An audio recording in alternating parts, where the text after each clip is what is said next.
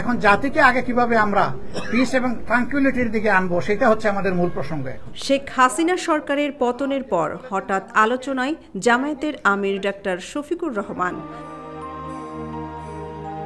কিন্তু আপনি কি জানেন জামায়াতের এই আমিরের রাজনীতিতে হাতে খড়ি জাসদ ছাত্রলীগের হাত ধরে?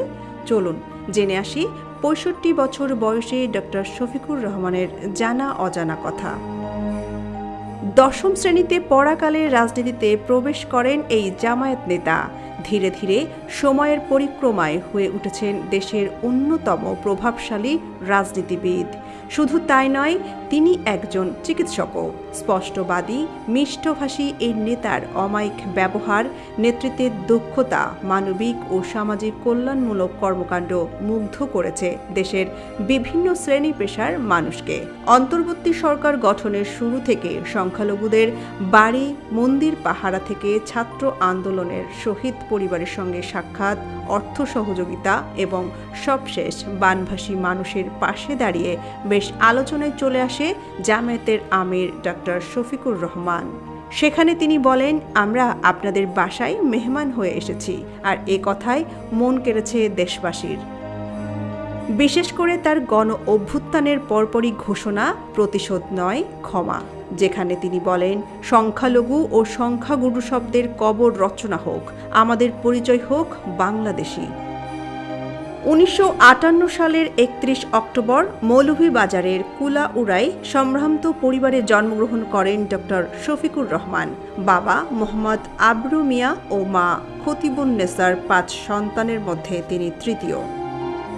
১৯৭৪ সালে এসএসসি এবং ১৯৭৬ সালে সিলেট এমসি কলেজ থেকে এইচএসসি পরীক্ষা দেন শফিকুর রহমান। এরপর সিলেট মেডিকেল কলেজে ভর্তি হন তিনি। সেখানে তিনি পরিচিত হন বাংলাদেশ ইসলামী ছাত্র শিবিরের সঙ্গে। ১৯৭৭ সালে যোগ দেন ইসলামী ছাত্র শিবিরে। পরে সিলেট মেডিকেল কলেজ এবং সিলেট শহর শাখার সভাপতির দায়িত্ব পালন করেন তিনি। ১৯৮৩ সালে এমবিবিএস ডিগ্রি অর্জনের পর চিকিৎসা সেবায় আত্মনিয়োগ করেন এই নেতা। পাশাপাশি জামায়াতের রাজনীতির সঙ্গেও জড়িত থাকেন তিনি। ১৯৮৪ সালে জামায়াত ইসলামে যোগদানের মাধ্যমে বৃহত্তর রাজনীতিতে পদার্পণ করেন ডক্টর শফিকুর রহমান। দায়িত্ব পালন করেন সিলেট শহর এবং জেলা ও মহানগরীর আমির হিসেবে। এরপর ২০১৬ থেকে ১৯ সাল পর্যন্ত জামায়াত ইসলামের সেক্রেটারি জেনারেল নিযুক্ত ছিলেন। ২০১৯ সালের ১২ নভেম্বর দলের রুকন সম্মেলনে প্রত্যক্ষ ভোটে আমির নির্বাচিত হন। একই বছর ৫ ডিসেম্বর পরবর্তী ২ বছর মেয়াদে আমিরের জামাত হিসেবে ডক্টর শফিকুর রহমান শপথ নেন।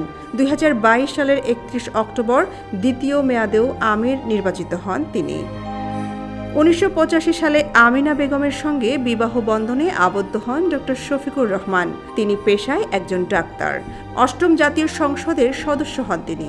২ মেয়ে ও ১ ছেলের জনক ডক্টর শফিকুর রহমান। তারা সকলেই ডাক্তারি পেশা নিয়েই লেখাপড়া করছেন। সিলেটের একটি বেসরকারি মেডিকেল কলেজ হাসপাতালের প্রতিষ্ঠাতা ও চেয়ারম্যান ডক্টর শফিকুর রহমান। সোনিয়া খান, খবর সংযোগ।